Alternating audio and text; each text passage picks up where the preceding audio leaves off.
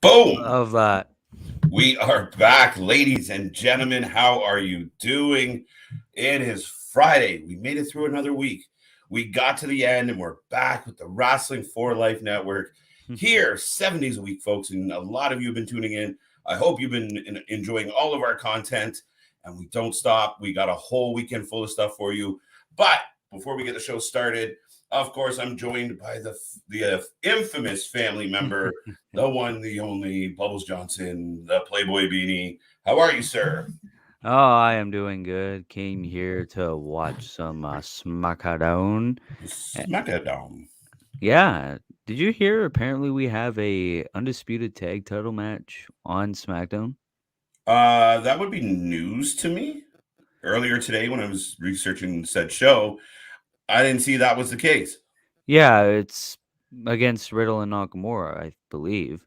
Yeah, all the preview said was they were coming. I didn't know that was an actual undisputed. I thought I saw that on Instagram. That's insane. Yeah. $20 says they win. Says who wins? Shinsuke and Riddle. No. No chance. No chance in hell. But that being said, folks, before we get into the show, if you haven't been here before, this is our live stream, our watch party. You call it what you want. We are here 7 days a week. We cover all the major shows. We even cover the indies and everything else in between. And the fan base is growing. We're so happy to see everybody here tonight. And don't forget, we got the podcast. We're going to do a live edition of the podcast tomorrow afternoon.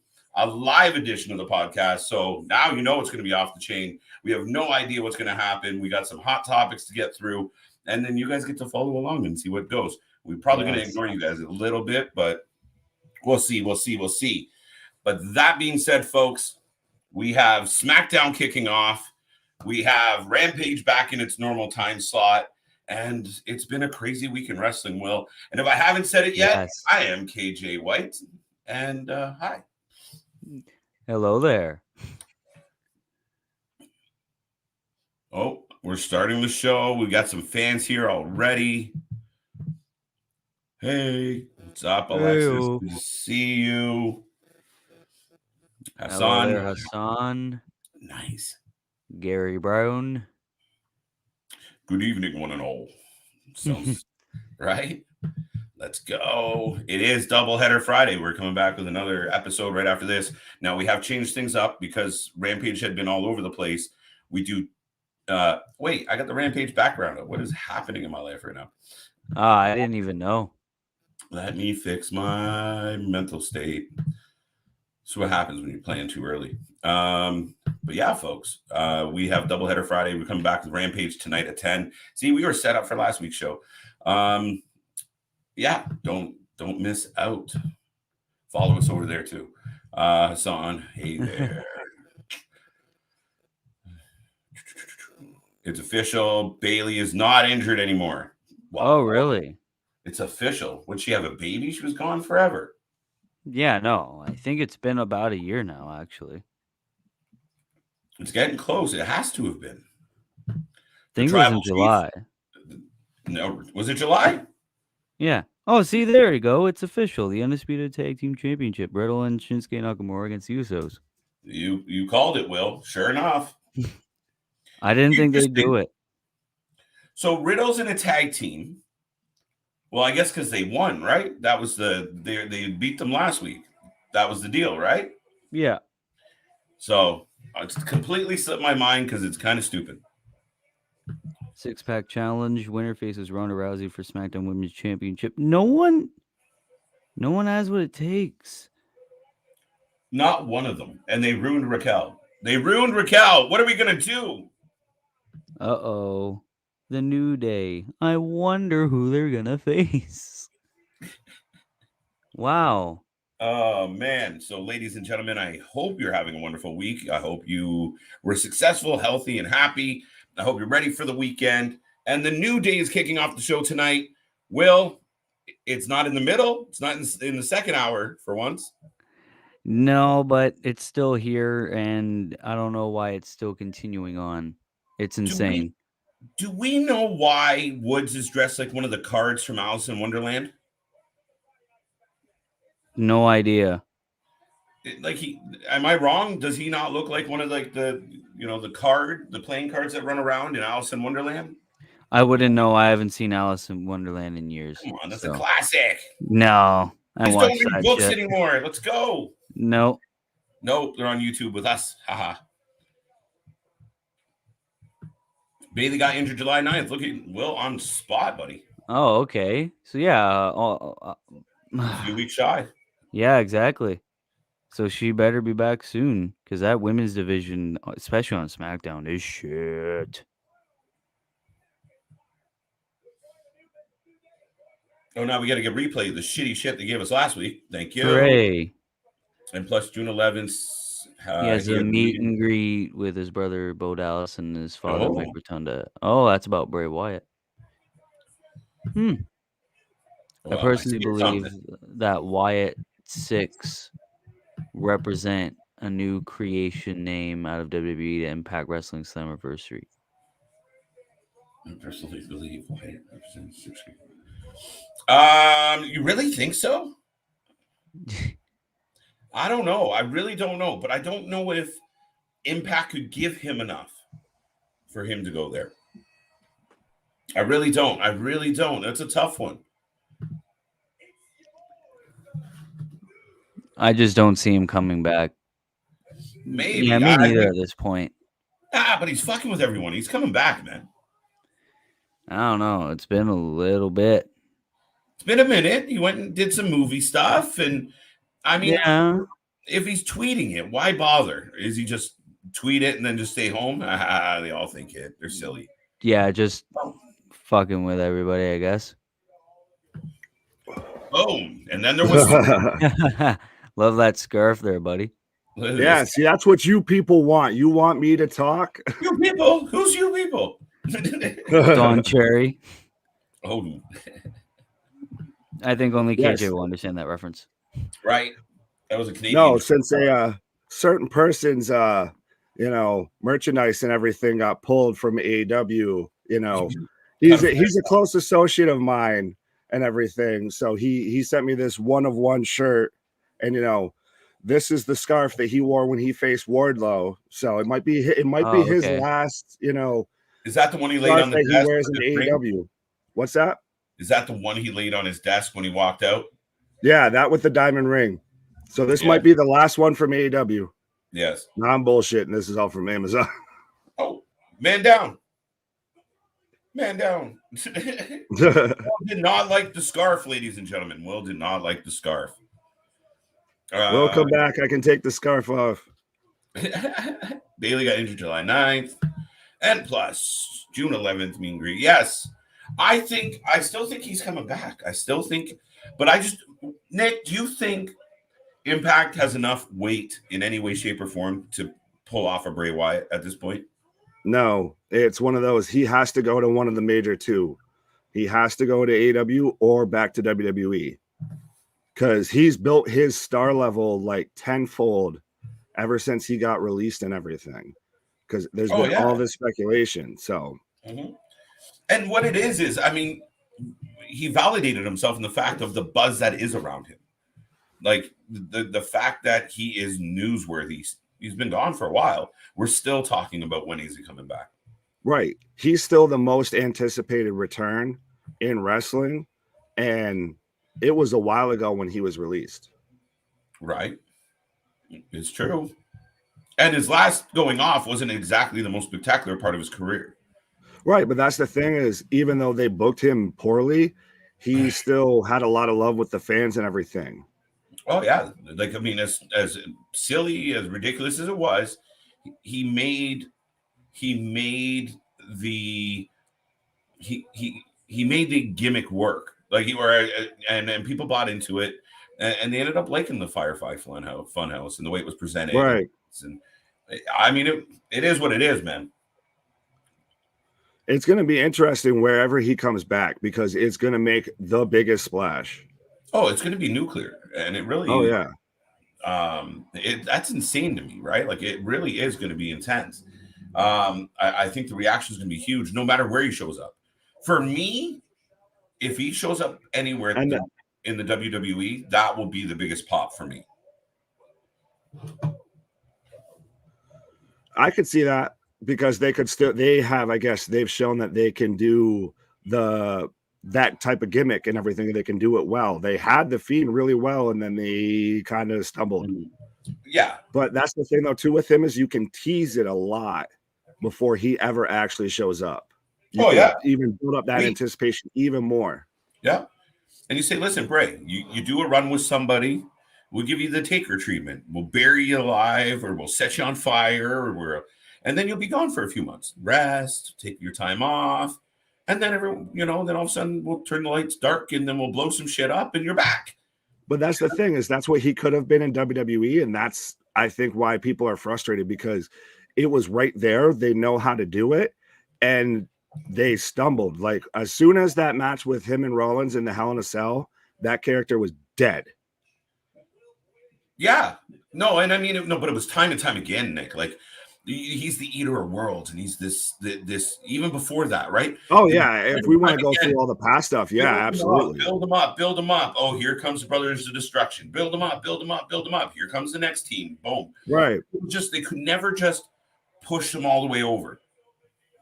Yeah, absolutely. Like here's a hot take of mine. He should have beaten Taker at Mania 31. Yeah, that would have been cool. I would have been down with that. That should have been a kind of passing of the torch moment. Yeah. Let Hulk Hogan pass the torch, or The Rock pass the torch to Roman. The dark guy pass one to the dark guy. Let's go. Exactly. Oh. What is Drew? What's in the box? What's in the box? For those who aren't watching or can't see, what's in the box? What's going on with this?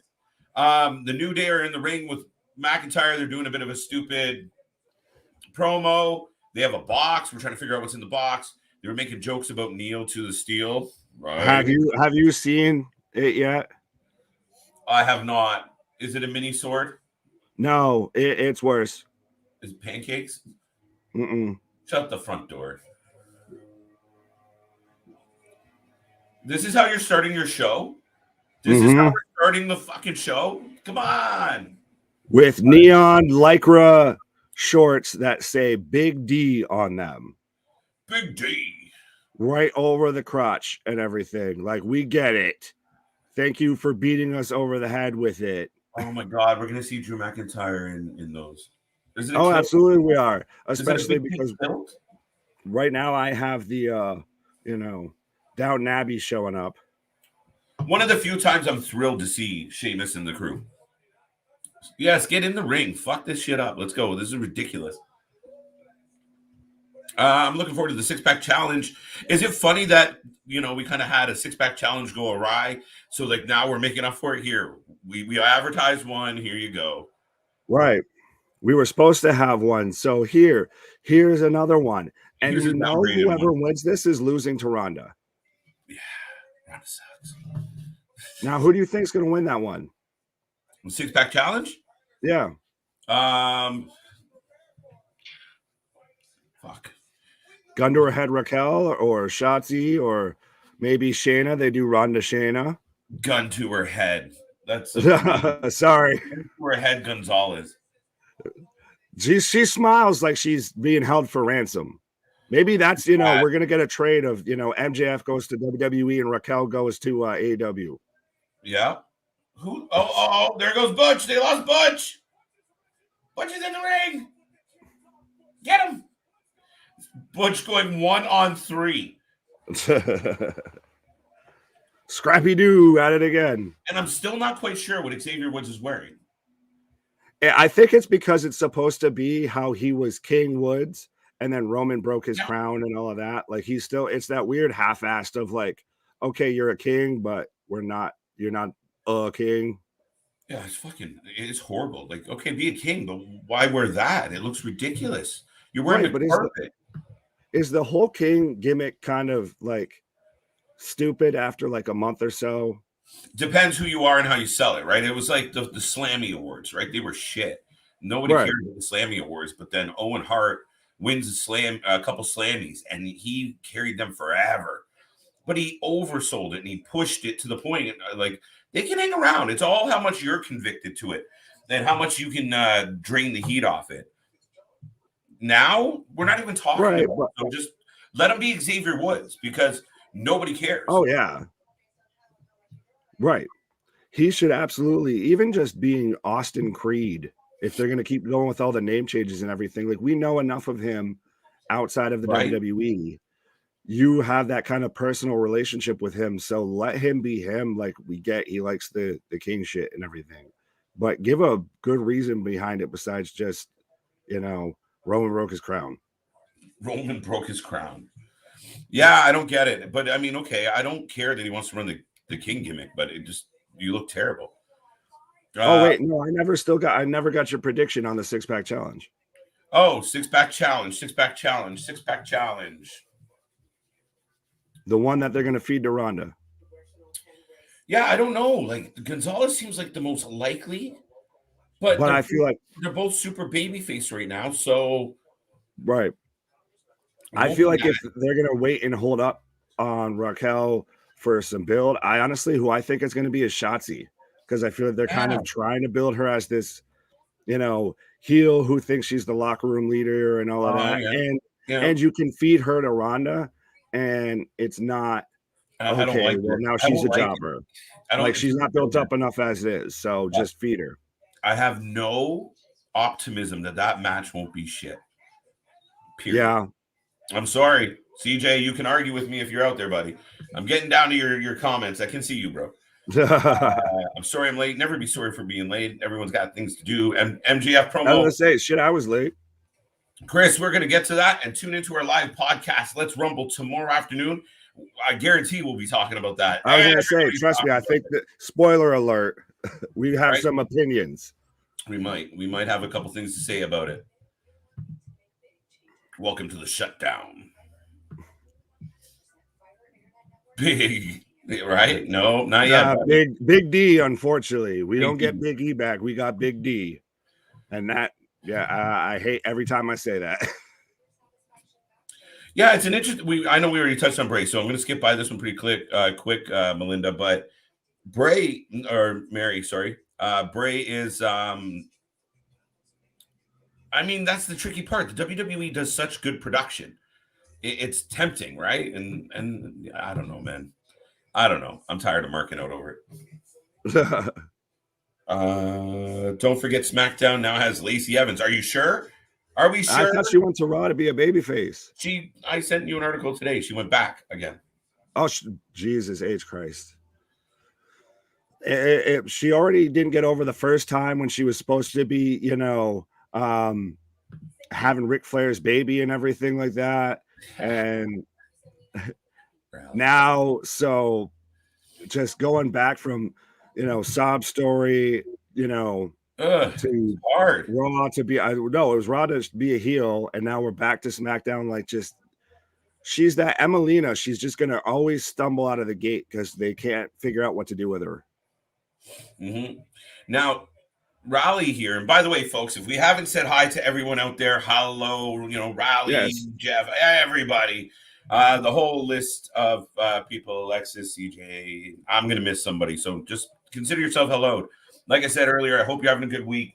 We have a 6-man tag going on. Again, it's Sheamus versus the New Day for about the 84th week in a row. No progression in any storylines. And Butch has still lost his mind. But we're here. We're going to be here for 2 hours. We're going to do Rampage later. Don't miss out on that. Nick, how was your week going? Good. I mean, it's the feel good Friday. Like, that's the thing. I mean, this week was kind of, it dragged on a bit and everything like that, but now we're rolling into the weekend. Everything we've got, the SmackDown with the unification match, the unification tag match tonight. I know Will brought that up earlier, and then we finally actually got a live Rampage tonight where we're gonna get Young Bucks versus Lucha Brothers at some point, and that match always delivers. Yeah.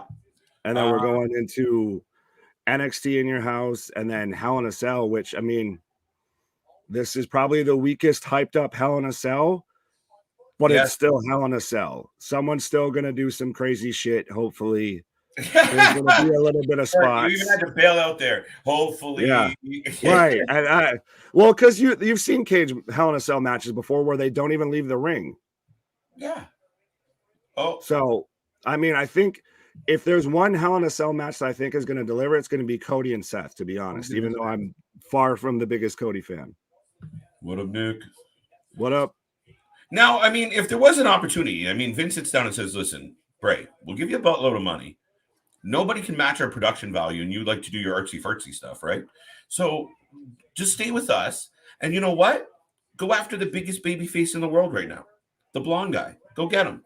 Oh my God, yes. And that was the question, the comment above by Raleigh. I hijacked that, but has there ever been a better opportunity to bring back a dark, deep, I'm gonna eat everything type of villain against the uber grossly uber babyface? See, you're already selling me on this so much, just like how you did before with the Britt and Cole win the Owen, and then the Garganos come out. That up. Yeah, but because with this one too, you get especially because Cody leaving AW, he was supposed to be the heel. He was getting booed, but didn't want to turn babyface and everything. And then you bring back, the let me in, and right. Bray trying to turn Cody and everything like that. Absolutely, like right. Yes. And wait, there's more. That's what you do is. You the odd twist of, because Bray's not coming back alone. I still have this feeling that if Bray returns, he's not coming back alone. So say it's someone like Bo Dallas, because now I'm just in fantasy land. Right. And, right? Maybe it's Seth out of all these battles goes, you know what, Cody? You proved yourself. You belong here. And now it's him in the end. Like, it gets deep, folks, and it matters. And maybe if Seth teams up with Cody, he'll stop laughing like an asshole, and everything will get better, for my opinion of Cody Seth Rollins. But now this is the fucked up part, though, of could WWE actually pull that off creatively? Yes. Like, I know if they had us booking and everything, they absolutely could. But this is WWE creative we're talking about, so. That's a little bit of a caveat. Fire me! Fire me, you smart. Listen, I know SmackDown's. I was trying to hold on to till Rampage to talk about the MJF. Oh, I know. I kind of messed it up. I'm sorry. No, I mean, and everyone's chomping at it. That's all we want to talk about right now. The New Day are standing on the announce table. We're going into a second commercial break for this bullshit match. Not to be too critical. It's been all right. We've seen it enough. It's been a lot. Poor Drew McIntyre used to fight with a belt. Right. Former world champ, now in the opener 6-man tag in a go nowhere feud. Way to go, WWE. And this is the man that's supposed to challenge Roman in a couple of months. Yeah, right. Jeff, welcome to the show tonight. What? Sorry, buddy? No, I was just going to say, getting neon, shorts or a neon kilt, that says Big D on the front of it. Yeah, I mean, I know I am Big Nick, but but it's a little awkward to be talking about the Big D. We're not going to talk anymore. Right. Anyway, your neon shorts are in the mail. Jeff, thank you for being here. Thank you for joining everyone else out there who's tuning in for the first time. We are the Wrestling for Life Network. I'm KJ White. That is Big Nick. Nick, I said Nick, relax. No, at this point, I'm Big D. Yeah, right. My last name starts with D. I'm Big D for the night. There you go. We're going Big D for SmackDown. Take a breath. We're going through SmackDown a couple hours. Then we're switching streams and we're going to do Rampage. tomorrow we're back with our podcast and we're doing a watch party. Yes, one of these live streaming for, what are we doing? In Your House, NXT. That's going to be fun. I think it was kind of under the radar. And then we come back Sunday with Hell in a Cell. Plus, we have our news updates that come out on the weekend as well. So tune in for all of that, folks. Nick, what would you like to say? I love it. I'm good.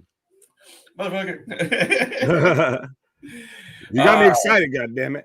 Okay, we're on commercial. So MJF drops one of the moments in wrestling. Like, it might be one of the best wrestling moments in a decade. Am I overselling that? No. Now, well, that's the thing, is I've been wanting to get people's opinion on this. Was that better than the Punk pipe bomb? You don't know me. Is it It better caught than me cuddle with that one. Yes. I personally think it's a little bit better than Punk's pipe bomb. And Yeah. I think because Punk was so methodical. It was great. But the overall, like, he was very methodical about his words. Very well, almost soft-spoken at times. He wasn't really fired up. It was just very, very matter of fact. He had his moments, but a very matter of fact. There was so much fire in that man. It was insane. And like I said, completely won the whole arena over by the end of it. Everybody watching here all felt the same way. Holy shit, look at this. It's insane. He just was himself, genuinely himself. And it was Money in the Bank. And that's all people want to talk about right now. I'm talking to people at work, and it's like, yo, did you see that? Did you see the MJF thing? Yeah, man. Yeah, like, it's all people want to talk about. It is insane. Oh yeah, like that's the thing, is I think Punk kind of has that. That's the way he just kind of talks when he delivers promos and everything, is that really thought out, calculated. I know what I'm saying. And just MJF, he had so much emotion and everything, like it still kind of hit a little bit of the same notes. It felt like he kind of maybe cherry picked that same style. Yeah. But yeah, like even my wife, she's kind of a so casual wrestling fan. Like, she'll watch it every now and then with me. When that MJF promo happened, she was glued to the TV. Yeah. And I've played it now like 10 times, and every time we still just sit there and just shut up and watch it. It was just, and it just kept going. Like, and it wasn't a lot of times, like, we saw Cody try and do his pipe bomb, and man, what I challenge everybody out there, anyone who can hear this, go watch the Cody pipe bomb that he dropped a couple months ago with the ladder, and nobody knew what the hell he was talking about. It was gibberish, like he'd been drinking. Go watch that one, and then immediately after, watch the MJF one. It's insane. Oh yeah, it's night and day. And that's the thing though too, is that shit, I forgot I was about to say. I kind of agree. We're gonna have to talk about this, CJ. Oh, he says tomorrow. There you go. You name the time and place. No, tomorrow afternoon we will be back. We are on the podcast. Let's Rumble, and we're gonna talk about some stuff. Bray Wyatt. I guarantee MJF. Probably a little bit of, kind of dive back into Sasha and Naomi a little bit, because we're not quite sure where that is, but there's a lot of things going on in wrestling right now. A lot of things. I want to talk about Tony Khan being an absolute lunatic. That's what I want to talk about. Yes. No, that just kind of reminded me of what I was going to talk about, is because I think that's what makes this thing so great and everything, is that there's still that little piece in the back of your mind that thinks maybe Tony Khan is actually that naive, or that kind of, he does a little, I know, and trust me, I'm the biggest one in this camp, but that's the thing, is it's still, that promo still hits a little bit enough of that in the back of your head of maybe this isn't, maybe he's really kind of just letting one fly. I guess it goes back to like that whole thing with Punk. It brings back that whole feeling of, are we really supposed to be seeing this? There's still a little bit enough of that. Is that what do we really know that makes it special? Right? I mean, shit, man. The next comment, I don't even know what to say. Like, honestly, like, we can literally go over and over and I was over. gonna say, if you want to hear the full breakdown of this, then you need to tune in Saturday to the podcast, because trust me, that might just be 3 hours of us talking about this promo. Butch got the win with a finisher, no roll up. Oh wow! Butch got the win. Maybe we'll get Butch versus Drew. That would be interesting. Resident Evil. Some love for the fam out there, man. Listen, there's people out there right now who believe this is a shoot. That, you know, even Meltzer releasing that report. Oh, you know, Tony had no idea. They thought he was just, fuck off.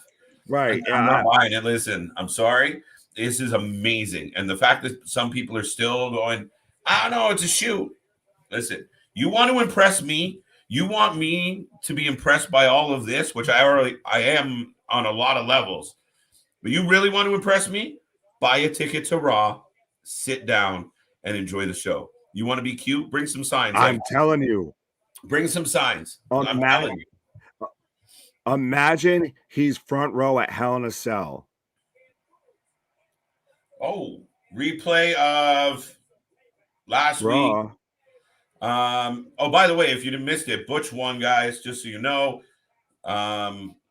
Melinda says she's all bruised up and bad wreck. She was hit by a drunk driver, came into my lane and hit me head on. Melinda, Mary, that is horrible to hear. I hope you're doing better. I hope you feel better. Rally Sport is giving the love. Mary, keep your chin up and rest. Take care of yourself. Don't drink and drive, folks. It's really one of the most ridiculous things and irresponsible things you could possibly do. I mean, you want to kill yourself, do you? But don't be getting behind a wheel and taking other people out. Yo, what up? Save that shit for when you get home. Resident Evil sharing some love. Mary as well. Big D sounds like a new name change in the WWE. You never know. Imagine they started calling him Big D permanently. I mean, it's possible. It could happen. Couldn't it? If it could happen to me, it could happen to you. Yeah. It could happen to me. It could happen to you. The chat is bumping tonight, folks. Sorry, our chatty Cathy's on screen are a little behind, but we get there. Listen, we're all just chatting. We'll catch up. Talk amongst yourselves too. Don't be strangers. Right. Resident Evil recovering from a bad wreck, so letting Rez know. And okay, buddy, Melinda. All right. Friendly exchange. Cool. Right. See, they're talking to each other. There That's we go. what we want. Close one, Nick. CM Punk or MJF? I prefer MJF, personal opinion. It was so good. He was one of the best at promos in wrestling. Now MJF is easily can do the best promo in wrestling. After this week, it's hard to argue. Yeah, was that a babyface turn by him? No, that's the thing, like you said, is the second he said, you know, with about so he can pay ex WWE wrestlers who can't lace my fucking boots. That was it. And then especially, I love that was bold. Boss. Would you treat me better if I was an ex WWE guy? Yeah. Like instantly, the crowd popped. Like, okay, we're behind you. This is great shit. And you got Jericho putting out tweets. You got people chiming in.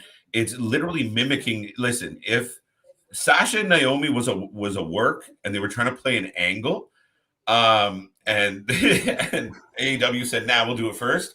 Yeah, we'll do it better. So if they were planning to bring Sasha and Naomi back, they better have something cool planned.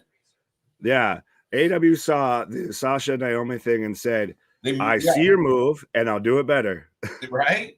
Now you got guys like Meltzer reporting shit. Oh, they had no idea that he was. Come on. If you were generally that scorching hot that you booked a plane ticket, why would you hand him one of these? Why? Right. Why would you do it? Too, did you see that it was only Sean Ross Sapp that reported that he bought a plane ticket and then everyone else just jumped on it? Absolutely. So that's how it works. Feel like there might be some stuff that people are just going with just to go with it. Like even that whole Jericho tweet and everything. Do you think that might be Jericho? Like, remember when Brock Lesnar stiffed Randy Orton and busted him open. And then Jericho wanted to fight Brock Lesnar because he thought he went into business for himself. Yeah. Like, I feel like that's a little bit of what Jericho's kind of caught up in right now. Like, he doesn't know that this is all between Tony and MJF. Like, I don't know. They know about this. I almost think he knows. They're just like, yeah, do it. It's funny. I think he knows. Come on. If you see the way, do you see the way Tony Khan acts around these wrestlers? It's almost uncomfortable. It's literally like, oh, shoot, we got a stage 5 here. Like, it's tough sometimes. Like, right, but that's what I'm saying. That's that little bit in the back of your brain that makes you think like maybe he is that bad to where like MJF with that line. No way. I get it. That a little bit. That's the problem with you, Tony, is you got a power position in a company when really the only position you should have is behind the guardrail with them. Listen, if he wants to run it and oversee things and give thumbs up, great. But like, he talks about how much he does, and I'm getting off topic here because I want to talk about the face turn real quick, but I'm sure he is. And you see the show's getting better. They can't help but get better. There's too many good people around going, no, don't do that. But there seems to be people who should know better are doing absolutely outlandish shit. And you're like, how did a veteran guy like this get talked into this angle? Or why is this happening? So it's an interesting place. It's in flux. It's still a baby. It's just a baby. Right. We'll give it time. We'll figure it out. But the face turn, the thing that was cool about the face turn, and yes, CJ, I agree. Oh, there he goes again. What what I feel about the face turn that was amazing is it felt organic. Nobody, I think, went into that thinking, by the end of this, the fans are going to love me. I don't think so. Because I think he was going off of the diehard AEW fans that, you know, Tony's Jesus. Tony Khan is the Jesus of wrestling. He's come again, and he saved wrestling. So the thought, I believe, was people would just ride that out and hate him. But then by the end, he was so into it. Man, still talking about it. The crowd started off with chanting, "Shut up," and everything. So they absolutely, it was that diehard AEW audience of, you hate it here, you hate us, you're supposed to be the heels, so piss off. And by the end, I have Max Dupree talking to Adam Pearce right now. But yeah, he was so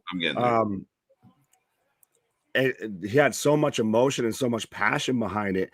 And he did, I hate to say it because I'm an AEW fan and everything, but a lot of the kind of, I guess, criticisms that he brought up were pretty valid.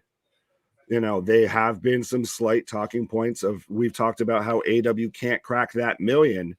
And he mentions how he's the second biggest minute by minute draw on that company. Also, I think, sorry, not to interrupt there, but I like that because Tony has consistently said, well, I like to use that as a gauge of who I put out there, justifying Orange Cassidy or Jungle Boy when people criticized it. So I thought that was a nice little touch to be like, oh yeah, that thing that you measure everyone by, I'm number 2.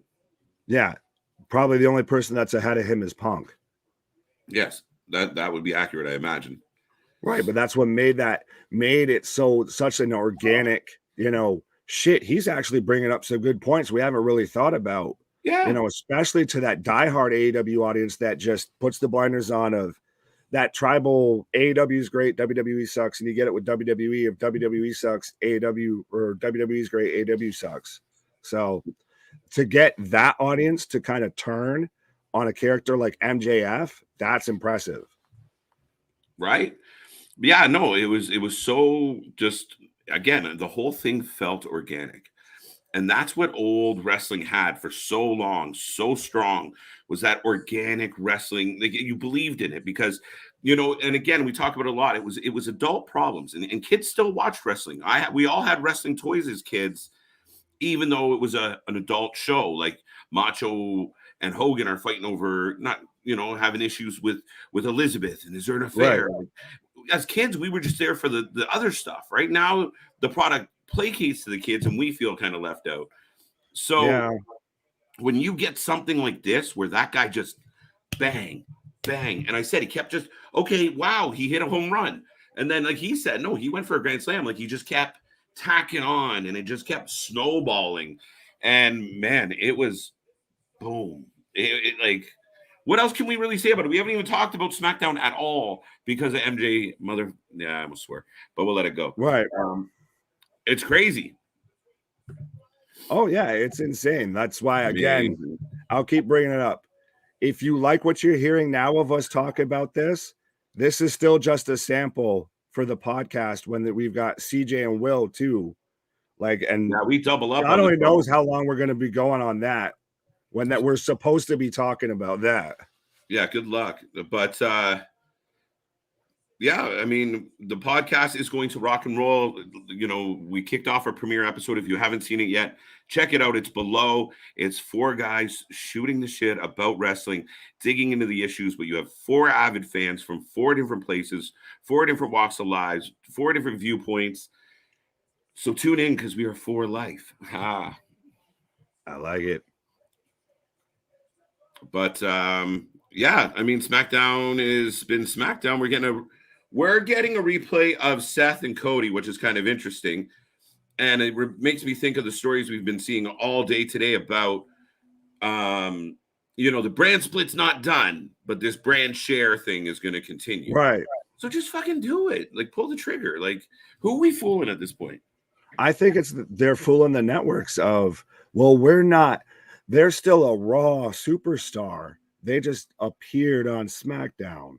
Right. Just like how that's a SmackDown superstar. They just appeared on Raw. Right. Like, does that make it more special? special? To make heads or tails of it. Right. Does that make it special? Is that the to point? Be honest, no, not when it's every week. No, true story. Dun, dun, dun. Sorry, I'm just sharing some stuff. You're good. But yeah, why are we getting this recap now? We talked about an article earlier today about the booking for Hell in the Cell and the fact that there's very little SmackDown presence. Oh yeah, it's very much feels like one of those old school Raw, where a Raw exclusive pay-per-view. And I think that's kind of why we're getting this, is because they're still trying to sell you on Hell in a Cell, but they don't have a big SmackDown match. They don't have Roman. Drew's not doing really anything. Orton's injured, so they don't have a big SmackDown match to promote. So we've got to promote the Raw match. Yeah, it's so weird. Like, I mean, this is a go-home show, and you don't really have any into. I don't know what's happening. But yeah, it's really weird. It's like, yeah, like let us know in the chat, guys. How are you feeling about Hell in the Cell? Is anyone excited about In Your House? Nobody's even talking about this. I forgot that was a thing till like midweek. Nobody's reporting on it. Nobody's reporting on it. Nobody's talking about it. Welcome to the show, Chris. How are you? Mr. Trademark is in the house. I'm good. How are you guys doing? My tongue's tired at this point. I'm glad there's a third. I'm just rolling on MJF all night, eh? What's that? Just rolling on the MJF stuff all night. It's hot, Chris. It's hot. I mean, I might have influenced that a little bit. Yeah. Nice. Now you weren't. You and I haven't really talked about it. You've seen it, and I know you joked in the chat. What did I miss? But what was your takeaways from that crazy moment? Well, I didn't see it live, so I went back and watched it, and then I watched it again, and it was just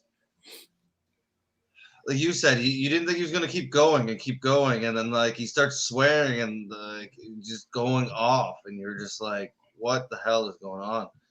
So I still think it's a story. They knew he was going to do it, whether he went further than he told him he was going to or not, whatever. No, I thought it was awesome. It's insane. It's nuts. And we're still talking about it. Oh, Los Lobos is on the way to the ring. Yeah, the Latin lovers. The Latin lovers. MJF got a lot of cheers. Babyface, I noticed it. Nick KJ. Wonder if they do next great stuff from TK MJF. They had a meeting Monday. Listen, I've been on the record, so I kind of hijacked this question because I'm just going to throw it out there. I think Tony. I watched Tony do that press conference, and we'll get to that tomorrow more, or maybe during Rampage, about the whole scrum and what I thought. It was a really weird thing. But TK, for me, if you make him kind of like how he was at that press conference, like, no fucking way, man. Like, if he's that kind of pain in the ass and he starts to puts a couple Healy guys around him, it could really work, right? Like, not the I'm good, no chance in hell, I'm gonna kick your ass, Vince McMahon heel type, but that benevolent little bratty Game of Thrones Joffrey type shit. Yeah, that little annoying. More the Eric Bischoff WCW. Right. Yeah. Where he just surrounded himself. Now, he did eventually do what I want. Yeah, and now like he did pull out the karate suit or whatever, taped his hands up a few times, but that was near the end when everything was going to shit. But I don't see Tony ever doing that unless it's against like Orange Cassidy or Darby Allin. Yeah, I hope to God not, because he already looks a little spastic already when he does his announcements and everything. So I could only imagine him in the ring. It would look so unbelievable that it would make a mockery of everything. Unless it's just him taking a beating, like just taking bumps, right? Like, right. MJF finally gets his hands on him, and MJF just kind of gives him the Wardlow treatment where he doesn't get a single move against him. I mean, that could be a really good payoff to the end of this of, he kind of proves that, oh, you're just a mark, Tony, and then just beats the ever-loving piss out of him. Right? Like that Dixie Carter through a table with Bubba kind of thing. Just, right? She wasn't a wrestler. She had no business being in the ring, maybe even running a company, but that was one of the bigger TNA stories at one point was is Bubba going to be able to put her through a table? And it went on, and he eventually did, of course, and it was pretty cool. Right.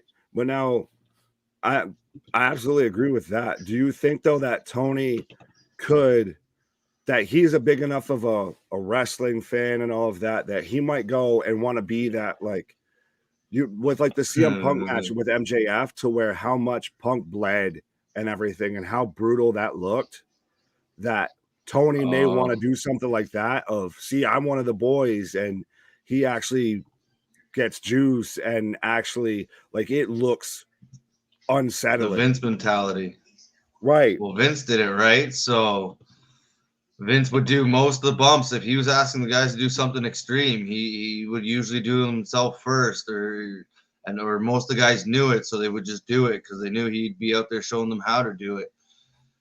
And he's bled many, many times. Would Tony do it? I don't know. That's an interesting question. I don't know if he'd go that far. Suplex, bang, like a couple big moves, maybe. I don't know about the bleeding, but like you said, he's spastic sometimes, like the way he kind of his promos and stuff. So maybe.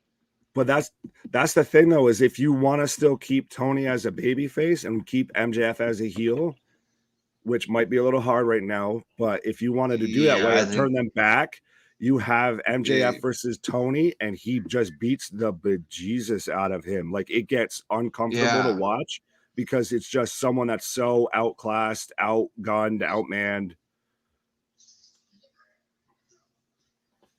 Yeah, it's just the big payoff there is, right? Like Tony, like whether it's Tony and Goons just keep getting the upper hand on MJF and keep screwing him, and then you get that final payoff. Right.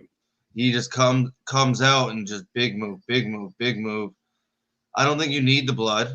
No, I really don't think you need it. But yeah, I think you don't let MJF, if it is MJF trying to be the face and Tony being the heel, which I think would be better, you don't let MJF get any kind of upper hand until that big match. So then do you think it might be like, because you mentioned Vince and everything before, do you think that they could do it to where it might be their version of Austin versus Vince with a little bit of that Punk seasoning thrown in? Yeah, like it could be if they do it right. They seem to be on a good track right now because everybody's sitting here wondering, right? Everybody's talking about it. And even then, like back, and I was just a kid, but even then, like you'd hear like, what's Austin doing? Is he going to fight McMahon? Is he going to get him? Is he going to win the belt? Is he going to get screwed, right? Like, and it felt kind real. of been done before.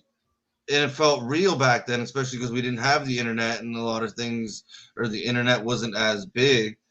So it was easier to get away with. Now these guys are pulling this off just beautifully. So yeah, well, that's the thing is MJF I think knows it could be.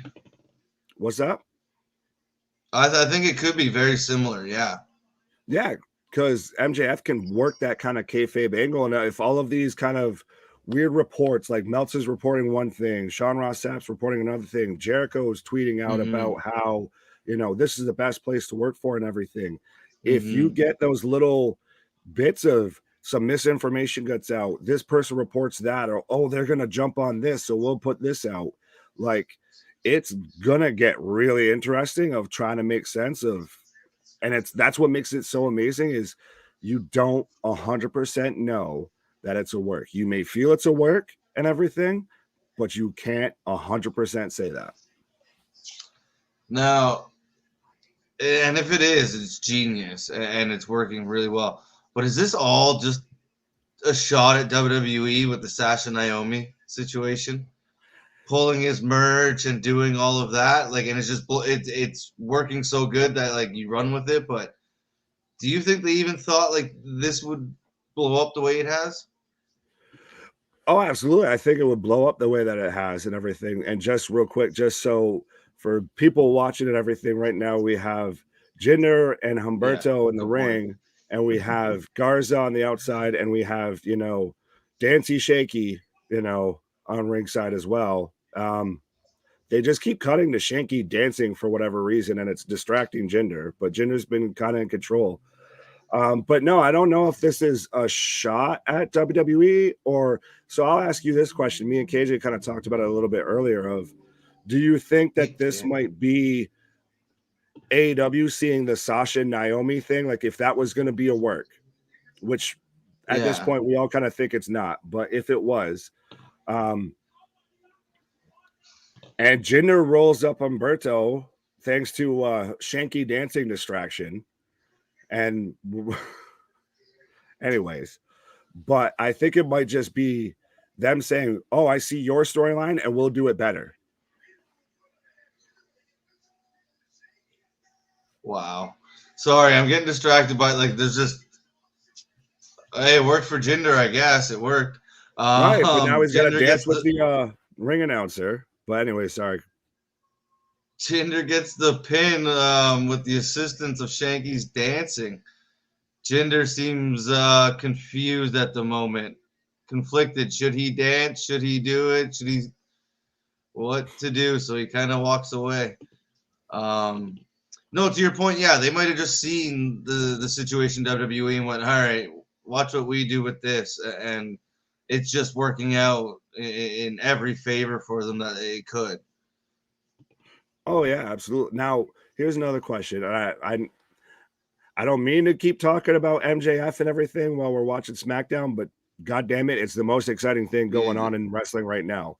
But so, do you think that this will bring casual wrestling fans back to wrestling and everything, like specifically AEW? Like I know I'm an old school wrestling fan and everything, but every wrestling fan kind of has their laps to where they kind of fall out. And what brought me back was hearing about the Punk pipe bomb and everything like that. Hearing about that promo, that whole angle and everything is what brought me back to wrestling. And I kind of hope and kind of think that this could be that for this next generation. That's a good point. It could, right? Like, and it'll be interesting tonight with Rampage. But I definitely think somebody doing something like this with the way they did it and executed it, it could definitely boost their numbers. Maybe they get over that million. Who knows? But yeah, I only see it as a positive in that way. Like in my mind, it should help their numbers. Oh, absolutely. Right now, I have Ronda coming out. So that must mean we're getting the 6-pack challenge, because I saw the little recap from last week to where Shotzi got blocked out and everything by Aaliyah. Why does that need to be a feud? What does Aaliyah do? Like, who does she have dirt on to still have a job there? I don't. She's young, maybe. I don't know. She's Canadian, so I'm not gonna be too mean. Oh, I'm sorry. I don't mean to disrespect your people there. No. I'm as surprised as I think most people are that she's still part of this roster. Now, I sent something to our group chat there earlier about apparently in WWE right now they're having a lot of problems making stuff, like making matches, because they lack so much depth on their roster, which is hilarious. When you cut 80 so people in a year, you might have some problems. Just a little bit. Oh shit, what do we do? Right. Shit. Someone call Cesaro. We need Cesaro for a mid-card match. Oh, we cut him. Oh shit. Someone get Bray. We need someone to face Roman. Oh shit. We cut him too. Like, gentlemen, breaking news. The player coach has tweeted out, I'll be on Rampage live tonight with an important announcement in regards to my career. In regards to the World Championship and my career. Please tune in at 9 p.m. Oh, holy shit. EST, 10 p.m. EST. That's why I was like, guys, look at the chat. For fuck's sake. Listen. Listen. Chatty Cassie over here. Can I please talk? What do you think? Yes, go. Now, this is me speculating, and I love that CM Punk came back, but we've seen him botch a lot recently. Do you think that he retires now as champ? Oh, shit. No. Already? I think so. Talking about his career, the championship. No. I'm calling. That's not a prediction. That's a spoiler. No. That popped into my head when you first said, but yeah, I don't think so. What else could it be? Well, here's the thing. You're right, though. Like, we talked about it on Dynamite. Me and CJ, that man blew out quick, and he couldn't do shit in the ring. Right. I saw him jump over the top rope and his knee gave out and everything. I remember he tried to hit the buckshot lariat and fucked it up. Yeah, I think he thought he'd be cute and do a springboard off the hot tag. Right. And he slipped that. Then right after that, he threw a phantom drop kick. Then he went to do like a hip thrust in the corner, and it looked like he just sat down on the guy.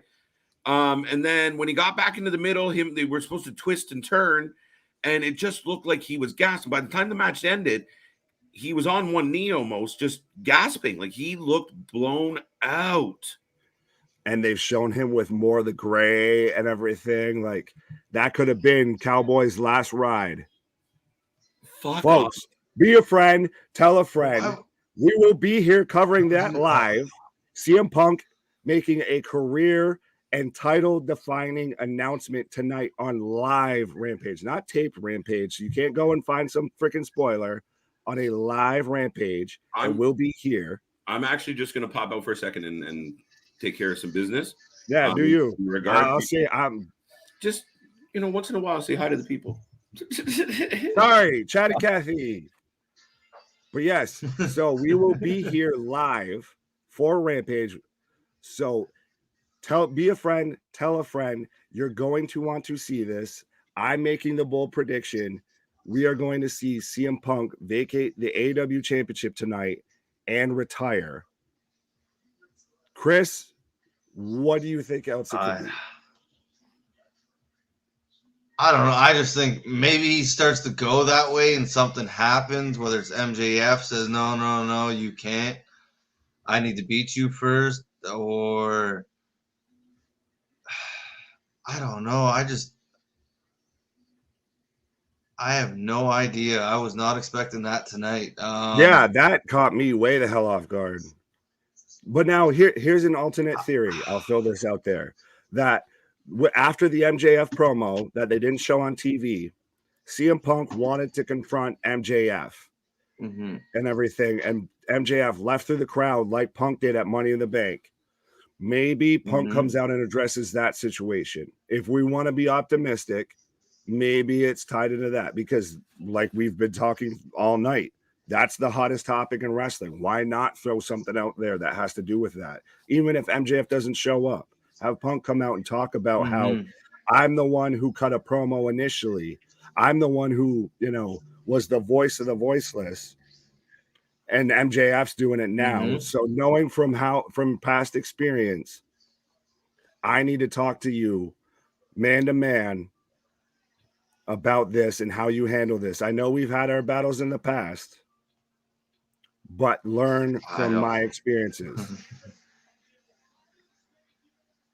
Well, that was part of my MJF thought there. Like when I said maybe he comes out and says like, no, I have to beat you before you leave. Like I need to win that title off you or something, or whether it's what you just said. Like I don't see him retiring just yet, especially because there's been so much noise about whether he's moved the needle or not. And so when he gets the title, he's going to retire. Like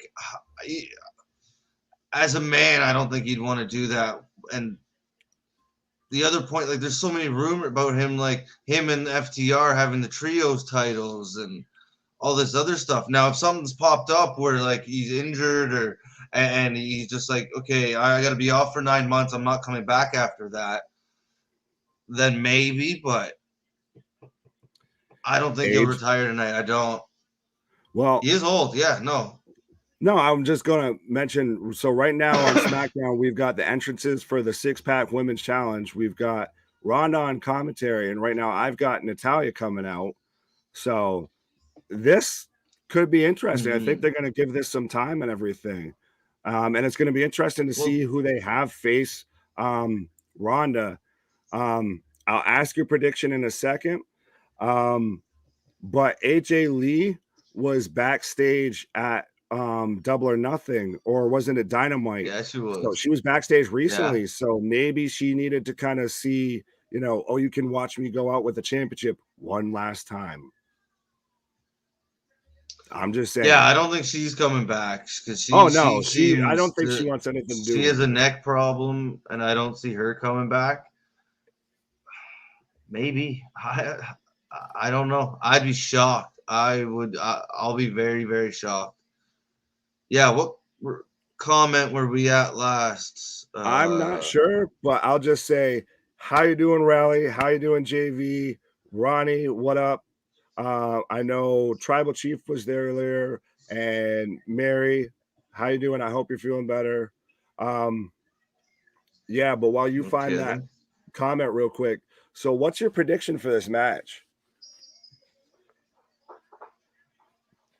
For the 6-pack women's challenge. To face Ronda? Yeah. You've got Raquel, Natalya, Xylee, Aaliyah, Shotzi, and and Shayna. For Aaliyah. Do they dare do Shayna Ronda since they've never let them touch? That would be interesting. Like when in that tag match they didn't touch, or if they did, it was very minimal. I thought that, but I feel like if you're gonna do that, you need to build up to it. Instead of just this short kind of instead of we just made this match a night or two before the pay-per-view.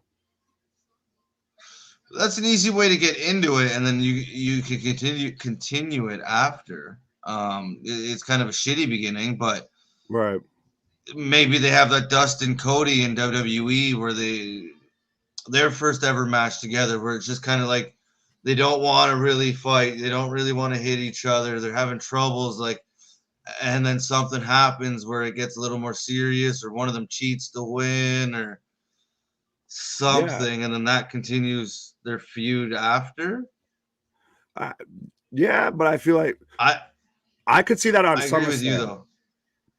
Give me that on Yeah, I think SummerSlam. Build that up to SummerSlam. I think right now you could do Shotzi because you need a heel, obviously, and somebody that's gonna lose to Ronda. Ronda has to look dominant because, like, I know we've talked about it. Ronda doesn't work so great as this plucky baby face of, hey guys, like No. she works better as Give her a just this manager. killer of I'm gonna take your arm and there's nothing you can do to stop me. No, give her a manager, 100%. If she's gonna continue to be like you said, this happy-go-lucky like baby face, give her a manager. Right. Even if you put her heel, give her a manager. She's come out in interviews and said she still gets nervous doing promos. I think that's somebody like trying to get your attention, saying, "Hey, give me Paul Heyman, give me somebody." Shane is a beast.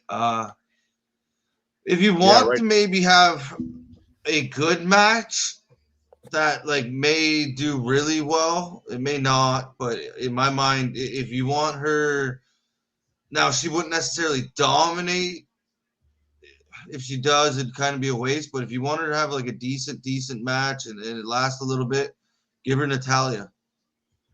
Yeah, that would be interesting, especially they could work on the fact that, Natty trained Ronda and everything. Mm-hmm.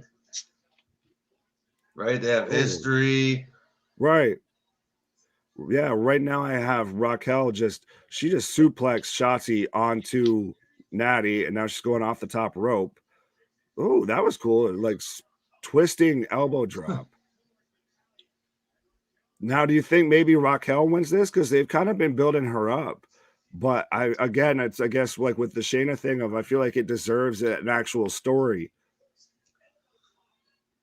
The Shayna thing, especially because they're friends and like the whole backstory, the 4 horsewomen, blah, blah, blah. Yes, that should be a bigger moment. I think Raquel deserves a bigger moment, but would I be surprised? Not one bit. So yeah. I guess I really didn't give you a prediction there. No, you're good because I'm gonna be honest right now. I might be a little bit ahead of you, so I don't want to spoil anything. But you're gonna like what you said with Oh, there we go. Natty gets the victory. See, ladies and gentlemen, this is why this man's name is trademarked, because Vince and Tony are going to be calling here soon for ideas and everything, because this man predicted the 6-pack challenge perfectly.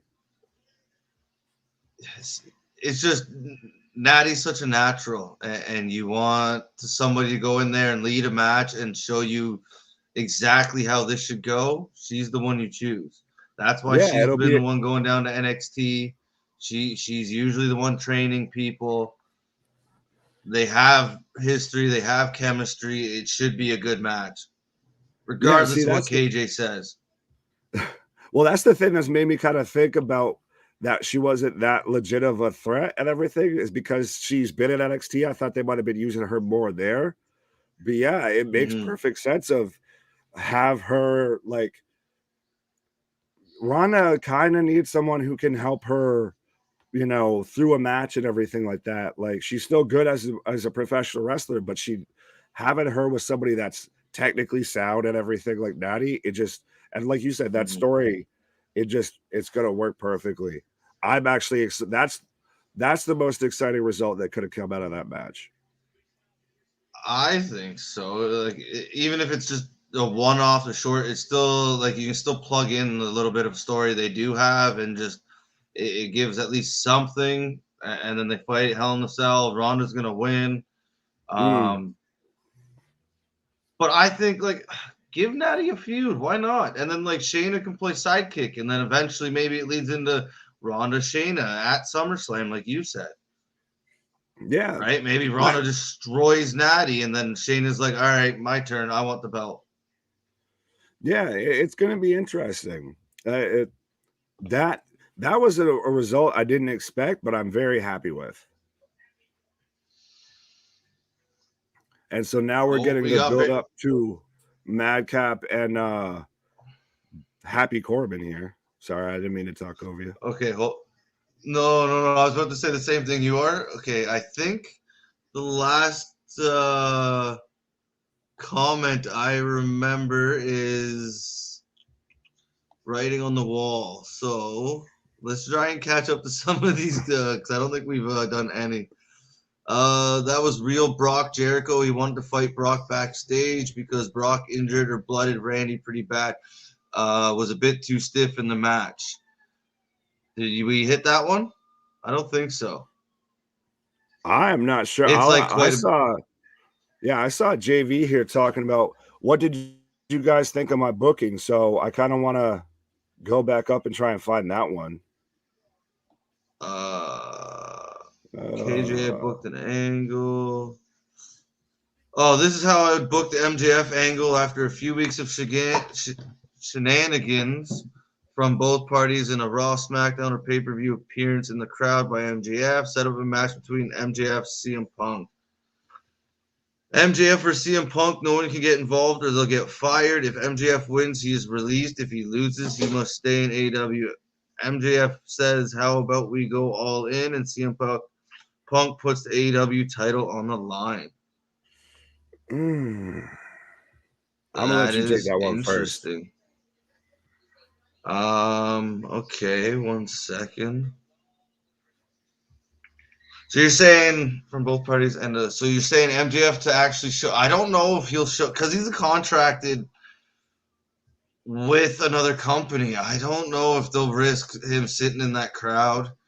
That would be a cool moment.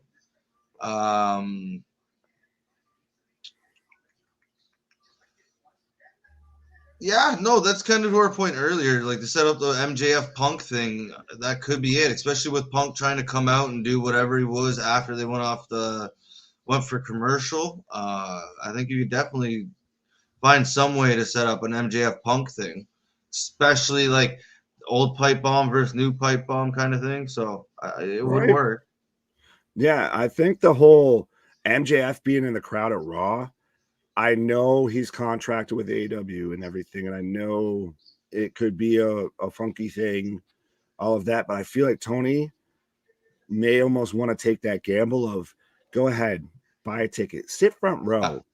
WWE would jump on that chance to put him on camera and just, they may not say him by name, but they'll make sure that, there's some hints and everything with that within the legal rounds. But I think with the whole, like, if we get into if MJF loses, he stays with the company. If he wins, he gets fired or whatever. I think that gets into a little bit too much of you're putting a hat on a hat. You're doing a gimmick on a gimmick on a gimmick. But like we've talked about, if they do from one guy who talked his way out of a company to another guy who might be doing the same thing, listen, I've been in your shoes. I've been there. I've done that. That's a money storyline to continue with this. And like, again, I'm going to keep selling it till we get there because I'm excited as hell once he mentioned it. But we have CM Punk making a huge announcement tonight on his career and on the championship on Rampage. So maybe that ties into the MJF thing. Maybe it doesn't. But the potential is amazing. No, it's just so intriguing no matter which way they go with it. Right. Now, back to that Raleigh thing. Yeah, no, that was Jericho got pissed because nobody knew that Brock was going to elbow Orton 18 times to the forehead and bust him open so easily. So boys were apparently pissed, and Jericho was one of them. So he's a good guy to have in your locker room, looking out for you. Yeah, I don't have WWE tickets. He tried to fight Goldberg. Well, yeah, that's a funny one. He doesn't. He's not afraid. That's for sure. He's really not afraid. He doesn't care who you are. Hassan says, "Wow, Raleigh, that would just be weird if next time MJF comes out and gets cheered by fans. Now, what the fuck is Oops, WTF is going on? Would we be all saying? Wait and see." Yeah, no, he could have just did the switch. He could come out and get cheered just because of how passionate and how awesome that promo was. It wouldn't surprise me one bit. Oh no, And now we're not at getting all. Lacey Evans. Yeah, I got a recap for her. Now we've got, Madcap Moss coming back. He came out of the stretcher and now he doesn't have the suspenders anymore. He's a serious wrestler. He's not, Madlib Moss. They still need to. Hey, that's one I didn't person who mind the needs a name suspenders. change. What's that? I heard that might be coming. Where you just go to Moss and lose Madcap? They're advertising Lacey Evans for next week, but I didn't mind the suspenders. I thought it just gave him a little bit different of a look. Instead, now he just looks like a generic wrestler. Right, but what did you think of that gimmick? I didn't like the Madcap Moss, like where he was laughing and like when he was with Sheamus, when he kind of separated and you'd see him get a little more serious. Like I'm still not the biggest fan of his like personality, but I thought the look of it I didn't mind the look of it. It just made him look a little different. Right now, look, he's wearing black trunks, black shoes, black knee pads. Like that's boring. Yeah, it's a little generic-y. It's a little like WCW Thunder, Well, it's the young lions in New Japan. Yeah, but that's the thing is, I think if they make him actually kind of have some potential, and he kind of builds himself up. Like, just go back to Riddick Moss. Like, what was so bad about that name and everything? I don't know. He's got a good look and everything. Like, he's like a big Tony Nese. Yeah, actually, that's funny. Yeah. Okay, Raleigh. Let's go to Moss is going to cut a promo. I'm guessing CM Punk number one biggest draw. Yeah, I'd say CM Punk probably, or Omega's been gone for so long. So yeah, him or like Danielson probably. No, it has to be Punk just based off of that when he first came back and everything. I think he still draws a lot because Punk. MJF in his promo was thinking Jericho, Punk, Danielson, Omega. Who's first? I think Punk or one of them, but I haven't looked into it. But I think Punk would be. Ronnie, how you doing? Thank you for being here. Nice to see ya.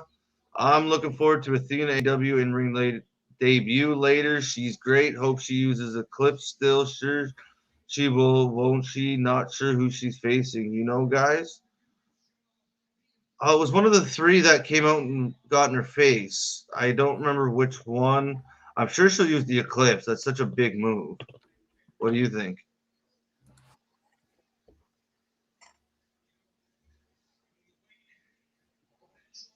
Right, like the Eclipse is such a cool looking move that it might hurt.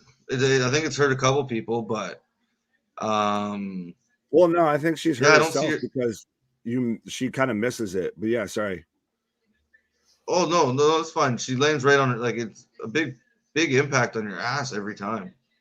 Yeah, it's weird seeing people take moves like that because Matt Hardy did that for so long. He had it to where his like hip was fusing to his spine and something weird like that. Like, and it was like his pelvis, and his spine, or his pelvis and his hip, or I remember it was his pelvis, and I was like, that sounds so painful.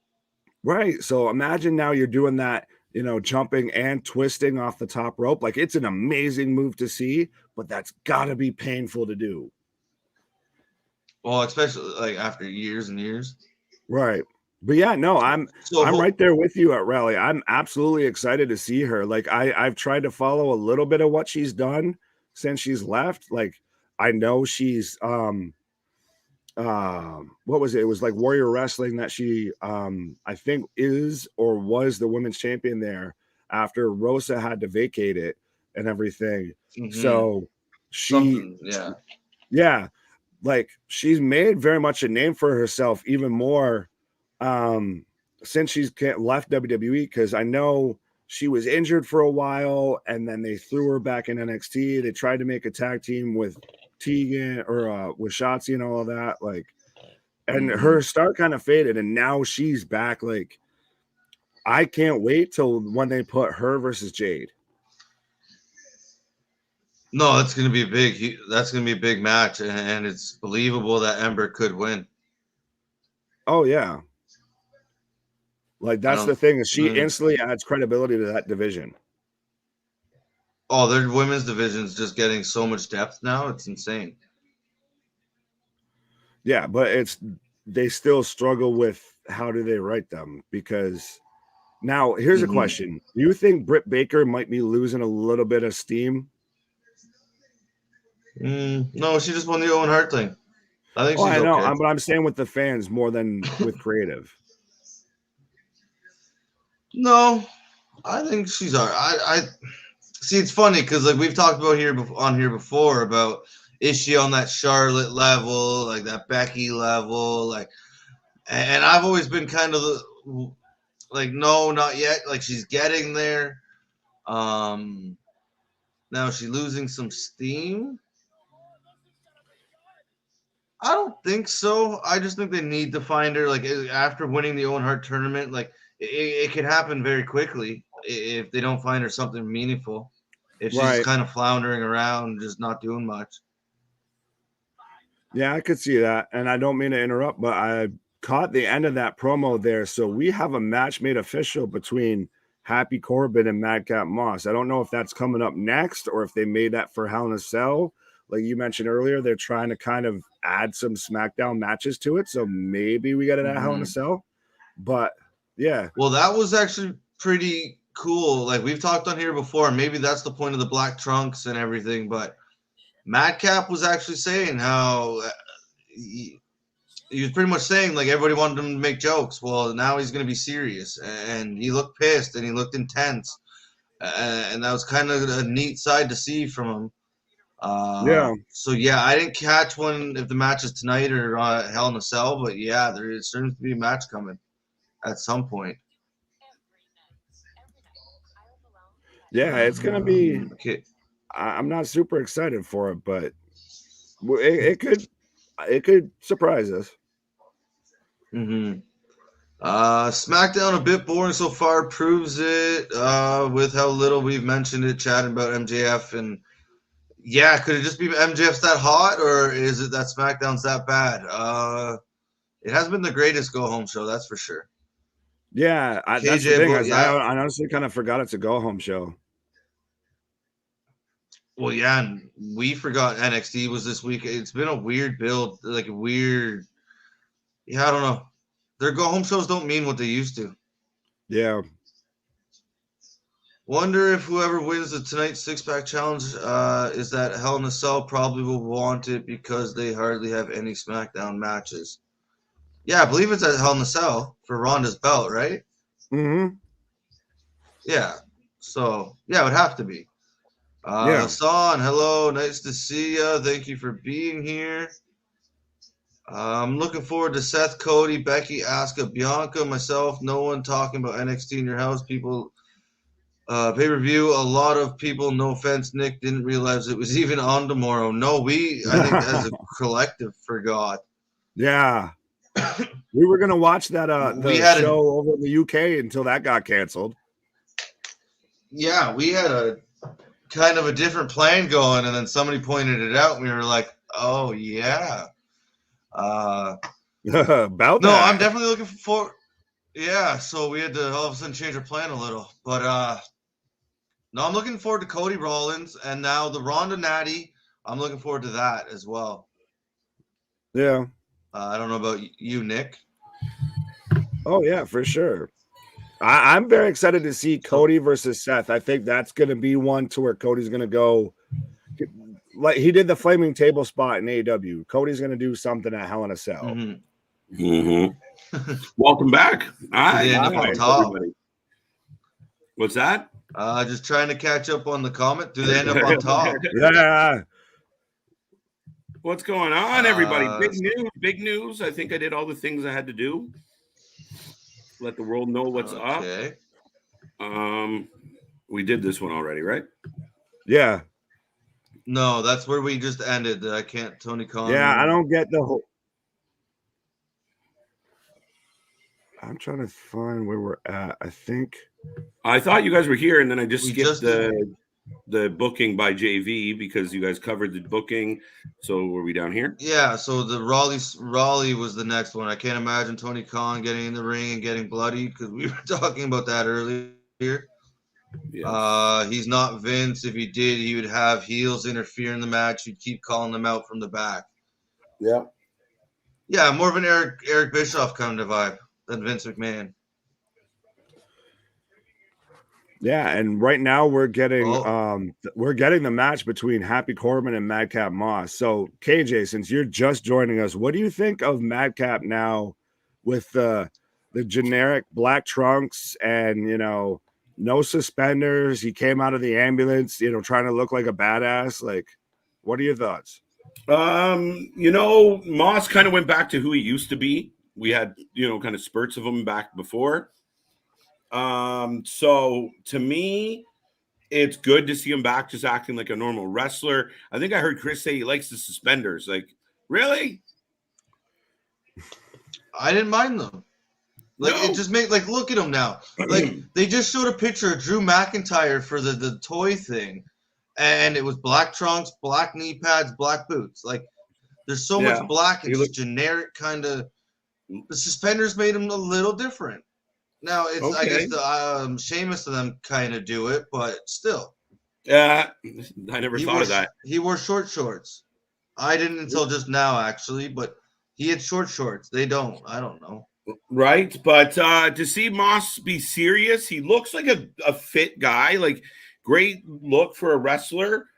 His promo just then was pretty good, and now that he's not like being an idiot, let's see what he does. Yeah, it's very WCW power planning to me, though. It's very, like, I don't know.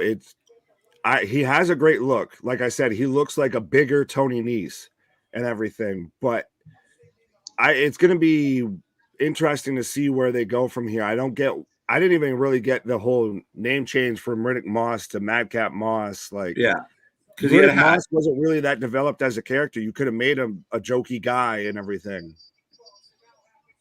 Oh, there he goes. Corbin's taking off. Madcap got DQ'd. Well, you know what that means. Yeah, I've got steps in the ring right now after a couple of chair Hell in a shots. cell. Oh, he's gonna Pillmanize his neck like Corbin did to him. Oh, the Pillmanize. Good job. See, I'm a nerd. We missed JV's actual ending to the Feudy book. Oh, we missed the ending. Yep. 2 comments up. Yeah. Ending of the match, one of 2 ways. First result, MJF wins. Oh.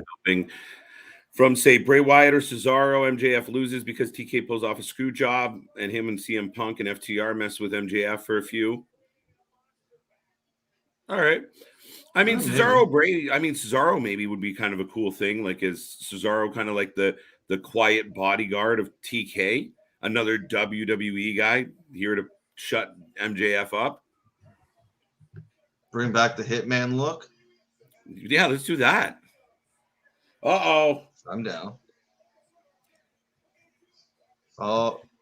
This whole Shanky dancing around thing is bullshit. They should stop doing it. I hate it. What the fuck is happening?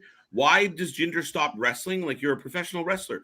Why is your buddy dancing at ringside making you stop wrestle? Go win the match, which he ended up doing anyway. But Shanky looks like a complete idiot. Well, now they're going to turn Jinder into a dancing fool, too. That, like, he was conflicted there. Like, I won because he was dancing. So, like, right? And he took his hand out. Like, watch, they're both going to be dancing soon. And it's going to be like a repeat of Great Khali. I can't remember what they used to call him when he was doing that. But... What was that? Bollywood Playboy. Yeah? Yeah. Was that it? Yeah, it was something like that. Punjabi Playboy? Oh, Punjabi Playboy. Yes. Yes. Thank you, Chris. Yeah, there you go. See, mine's working together. Right. Yeah. I think we're gonna get a Jinder versus Shaky feud that no one's gonna want to watch. No, absolutely. No. Daryl, thank you for the heads up on that tweet, by the way. We have put it out, and right after this at 10 Eastern time, we will be live on the next stream as we always do now. Well, we currently do.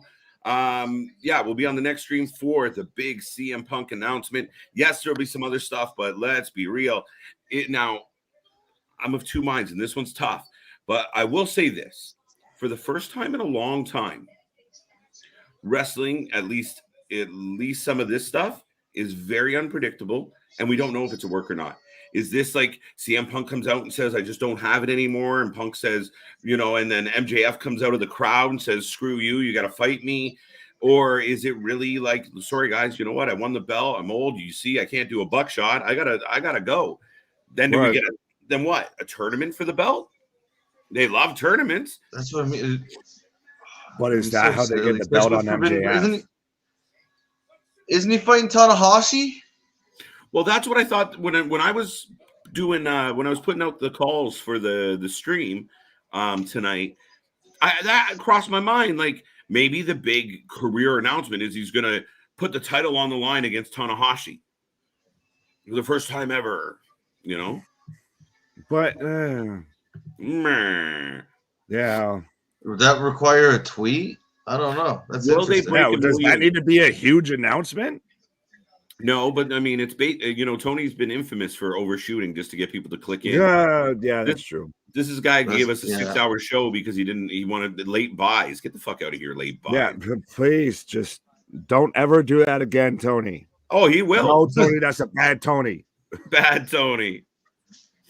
I know you're not talking about it. Okay, Jinder wins. He's not won a match for ages. Don't forget former listen, Jinder was a great talent. He was a good heel champion.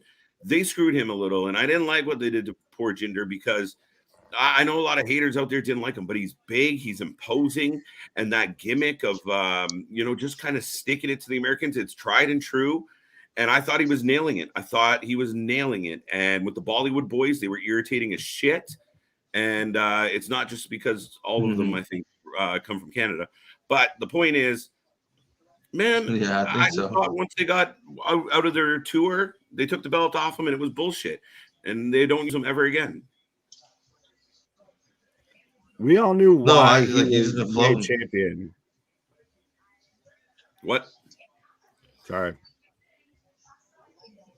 No, I just said he was just floating around doing nothing. It's a shame because he was good. Yeah. Yeah, but no, we all know why he was made champion and everything like that. Like, yeah, they made that angle work, but we knew exactly why they made him champion and everything.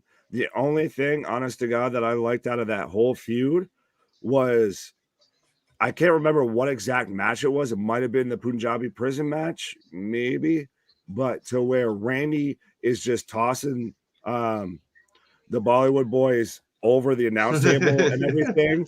And I swear to God, he thinks he almost killed the one because you literally even see him like, oh shit, after that. Like, he wins. He was like, oh. Yeah, he was like, that was rough. Right. Okay, I thought it might be the main event, 6-pack challenge. Weird. Aaliyah does nothing. She's okay in the ring, but just loses every match. Not good. She sucks. No, but you need somebody. You need somebody there's depth. So they don't have very much anymore. Do you know you're in trouble. Like if you look at the AEW's women's division has way more depth at this point. Right? No way. Dun dun dun. Tune in, folks. Tune in live with us and watch us. Yes. We might be sitting here with our jaws on the floor for a while, but tune in. It's going to be an interesting hour of Rampage. Maybe you can't wrestle anymore. I can't wait for Rampage. I agree. What did you guys think of my booking? Not bad. I missed half of it. It was good halfway through. See? I picked the good half. Yeah. How you guys doing tonight, Ronnie? We're doing well. How you doing? And everyone else out there, I hope you guys are doing well. We got through the week. Right above me, we have Chris Trademark, the only man brave enough to put a trademark on his name, the genetic jackhammer of the Wrasslin for Life Network. And then we have the mouth of the South, the man with a plan, the troublemaker, Nick, Big Nick. And then, of course, I'm your favorite host. I am I don't know what I am. I'm just the guy. I'm the guy that keeps. You're the man for the Mr. Every Night Get Right. KJ White, the Iron Man of the internet. The man who lives on your YouTube screen. Yeah, shit. No, folks, I hope you guys are enjoying the show. Let everyone know that we're doing this. Share the word. We got lots coming your way. We got a Discord coming your way. We got so many little details that we're working on. New logos, new graphics, new excitement, new shows. It's all coming together. The crew is live. Gunther, Chris is pointing at Gunther. Bye, Ricochet's bell. Bye, Ricochet. Yeah. Release will be at the doorstep when I you're done. Forgot. Thank you, Ricochet. Enjoy your trip back to NXT. I don't like to curse on stream, but fuck, poor Ricochet. Oh, smile where you can, buddy. Mm-hmm. He's so good, and they've wasted him so much. Let him go. Let him go. He'll fit right in AEW. He'll be jumping off ceilings in no time. Mm-hmm. You cut him loose and let him be him in another organization, he will be a star. If people like Dante Martin, giddy up. Yeah. Imagine that match. Mm-hmm. I still go back to remember so many. Sorry, Chris. Go ahead. I just said there's so many he could have. Right? And I mean, I go back to that moment, and I don't know why it stuck in my head so hard, but when he was beefing with Velveteen Dream, and Velveteen Dream was like, say that to my face, and he flipped out of the ring, landed it, and was like nose to nose with him on the floor. And I was like, okay, I like this guy. And I already knew who he was. Yeah. Mm-hmm. Oh, Ludwig is talking. Ludwig. Oh, here we go. Unification tag title match. Does not think he will. Raleigh does not think he will retire.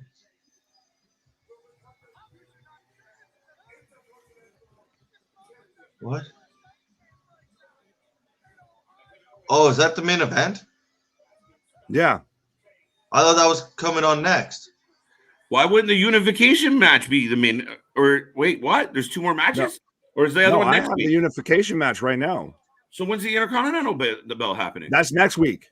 Okay, that's what I thought. Okay. Oh. Yeah. Okay, they were just hyping that up for next week. Oh, son of a bitch. I don't think retire. I hope not. Can't imagine. Could you imagine? It was so quick, guys. It's so quick, but he did botch a lot, and he looked like shit. Mm-hmm. I don't think so. JV, I missed the botch. Bro. Natty wins. Are we talking about CM Punk still with the botch? Yeah, fuck. What do you think of Natty winning? Oh, yeah. I know why they did it. Because we all know the history with Natty and Ronda. Last time they Ronda had a run, they put her with Natty for a while because Natty is a pro. Natty can get the best out of everybody. If Natty can make Aaliyah look good, Natty can make anybody look good. She'll coach her. She'll work with her. She'll nurture her. It's shit that you're giving us Ronda Rousey defending her title against anyone. I don't care if Ronda Rousey is defending her title against a paper bag. You're giving us 2 days notice on her title match. You're supposed to be your marquee, one of your marquee stars. And last minute you were like, oh, by the way, she's going to fight this woman. A little soft for me, but it will be Ronda at her best because Ronda sucks. And I think you made a pot shot while I was away about it, but Ronda sucks.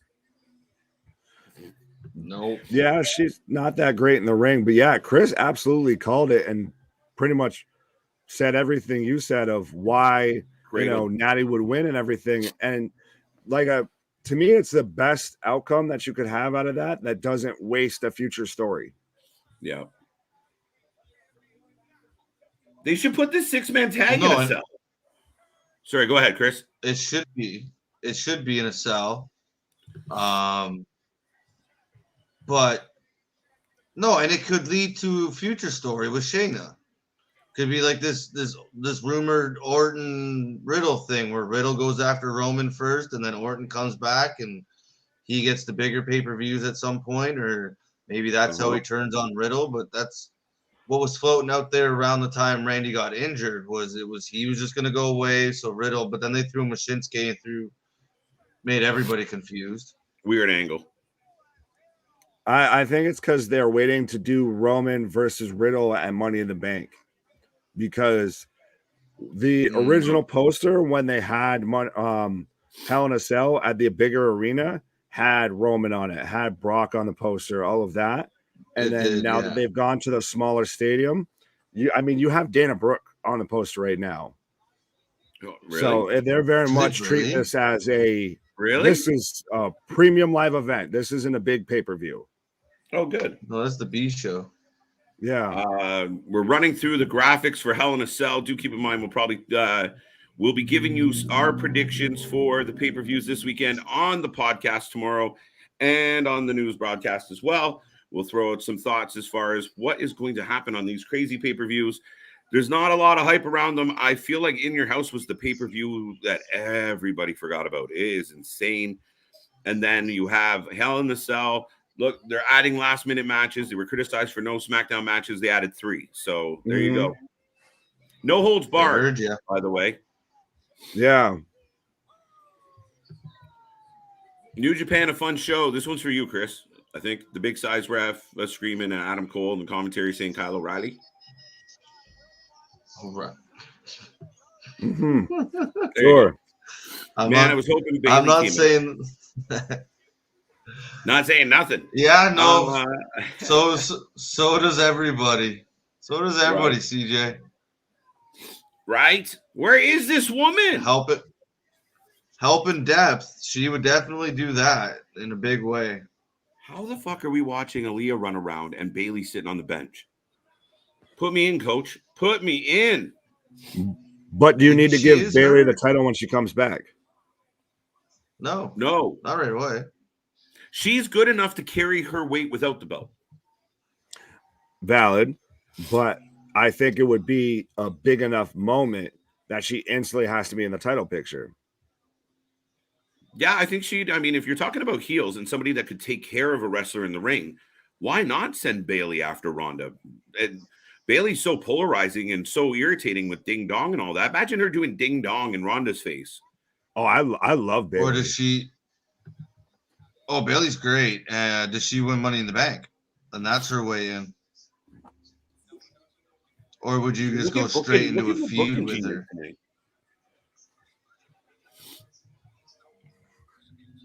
Henry made a face. Madcap came out. I thought it was Big Cass. Jesus. Big Cass going back to Impact. No. Oh, he left Impact. He's coming back. Yeah, he left Impact. That's my He's going to AEW. Yeah. No, he's not going to AEW. That was a one-off. Unless that would be the guy. You make him Tony's bodyguard. Right? You bring him in. Well, you're talking about for MJF though. No, fuck it. That's the swerve. Tony takes, all right, you wanted to pay for this guy to come in. Now this guy's gonna protect me. I took your hired gun. Yeah, fuck it. Let's go. Yeah, I don't know. Could work. I don't much care. That was awful. What the fuck? I can't believe they didn't do Shayna. Yeah, why will they not give us Shayna Ronda? I think it's like Nick's point not gonna earlier. do it on a They're 2-day gonna wait. Sorry? Go ahead, Nick. You said it, and you said it perfectly. So no, I that's really all I was saying is that they that needs to have a story. Build that to say SummerSlam. True. And then sell me on that. That would be nice. And that was my point. Like maybe this somehow wiggles its way into because Shayna and Natty are tag team partners. Maybe it's somehow okay. She loses to Ronda. Now Shayna's like, my turn. Let's go.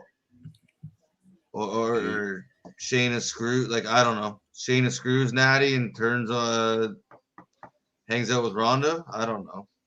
They win the tag team tournament. Happy birthday, AJ Styles. No. Yesterday. Oh, was it? Yeah, wasn't that? I got confused because I know me and Chris before. Well, so here, I'll ask you this, KJ, because me and Chris were talking about this with the whole CM Punk, announcement. Sorry, I had to catch myself there because I almost said retirement because I was still saying that's what's going to happen. But with AJ Styles or what? Jesus, AJ Lee being backstage and everything recently at AEW and everything. You might think that could be, oh, I want to see you. Your final match? Yeah, see me come out with the belt one last time. You know, all of that. His final match, teaming with FTR. Interesting. And I could wrestle with these guys for the rest of my career. Interesting. Okay, I wouldn't do that. I'd do CM Punk come out and say, I can't do this anymore. MJF interrupts, not quitting, challenge, blah, blah, blah, blah, blah, blah. Do you think CM Punk? Do you think CM Punk would just put him over, just randomly on a rampage, just like, yeah, I'm on my way out. We'll have a quickie. You know, you get the best of me by some way, and you run with this, and you drive Tony Khan nuts because you stole the belt from his guy. No, I don't think so. I don't think so. Well, I think it was you were talking about it, Chris, of to where if he did it more of like Punk is trying to quit and everything, and MJF kind of calls him out of like, no, I need to beat you before you leave and everything. Like, I need to take the belt off of you. I could see that working, but to where it's just a 5-minute match on a Dynamite or a Rampage, not quite. And I don't think CM Punk would want to go out like that. He looks like a power plant guy. That's funny. So one of you guys said that. Riddick. That ding ding. Nick. Lacey Evans vignette is Riddick Moss now leaving suspended. The whole Lacey Evans thing is stupid. She's been on both shows. She hasn't had a match. She was supposed to have a match last week. She didn't have one. Now she's going to have one next week. We'll see if she has it. The promos suck. The whole interviews suck. They're weird. They're awkward, uncomfortable. Oh, what are they doing to poor fucking Lacey Evans? It's Emelina. Did they say she was having a match next week? I thought she was. So. I thought they just said she was. Would be I there. thought she was. Holy shit. Yeah, I didn't see the match. I thought they just said she's appearing. Oh, I just assumed because she was supposed to have a match. Which might just be more saluting.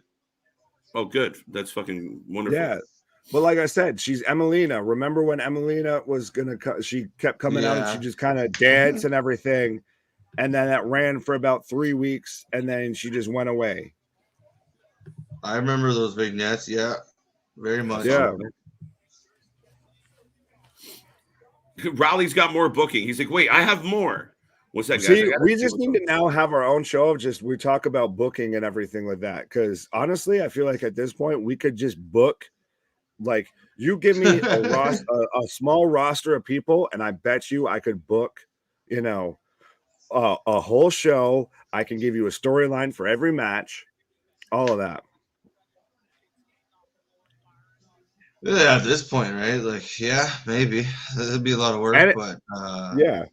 Well, no, I'm just saying more of anybody. I feel like anybody at this point could do better than WWE Creative. They had that one writer, Big Knee from Riddle to Jey Uso, 2 count. But yeah, they had that one writer and everything that admitted that she had never watched wrestling before, all of this, and then they turned around and fired her instantly of like one of those of shit, you can't let them know like this is the actual people that we hired, or if we just hire idiots who know nothing about wrestling, of just they're performers, they're actors. Well, yeah, like the MTV writers and soap opera writers, right? Nobody with any actual like wrestling background, right? Vince thinks this is Vince thinks this is Hollywood. No, that's where your top stars leave to go and actually make money. Like The Rock, like Cena, like probably Roman. This is professional wrestling. Okay, close call there. Ooh. Yeah, no, 100%, right? Yeah. Sorry, go ahead. No, you have Shinsuke.